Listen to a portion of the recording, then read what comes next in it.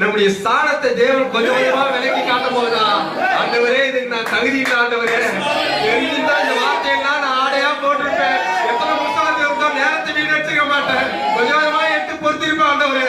ஆனா இவ்வளவு பெரிய ஸ்தானத்துக்கு நிற்கிறீங்களா ஆண்டவரே? ஆண்டவருடைய கிருபை அன்னைக்குதான் கேக்குறீங்க பிரியமானவர்களே, அன்னைக்குதான் தெரியும் தேவன் நமக்கு வச்ச ஸ்தானம். ஐயோ எவ்வளவு பெரிய ஸ்தானத்துக்கு ஒண்ணு இல்லாதவர் மாறி வந்து தொங்கினாரே அவர்.